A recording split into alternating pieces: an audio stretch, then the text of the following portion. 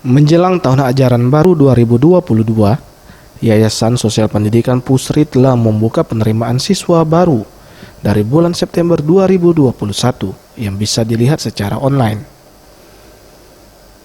Mas Bihuri, Ketua Yayasan Sosial Pendidikan Pusri, mengatakan, siswa baru wajib dilakukan vaksinasi sesuai dengan arahan Dinas Pendidikan. Untuk tenaga pendidik di ruang lingkup sekolah semuanya sudah dilakukan vaksinasi sebagai syarat pembelajaran tatap muka yang saat ini telah dilakukan.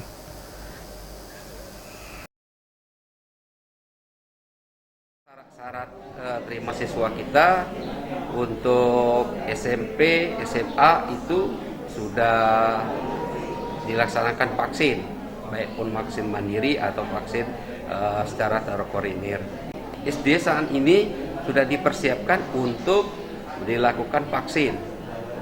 Kita sudah berkoordinasi dengan Puskesmas Sungai Selica ataupun dari pihak kepolisian sudah berkoordinasi untuk kerjasama dengan kita. Namun kita masih menunggu tindak lanjut daripada Puskesmas Sungai Selica. Untuk tenaga pendidik sudah vaksin semua, Pak?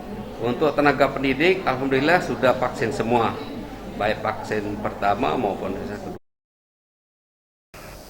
Pihaknya siap melaksanakan pembelajaran tatap muka 100% jika memang pemerintah mengizinkan, tentunya dengan ketentuan dan mekanisme yang berlaku. Tim Liputan Sriwijaya TV.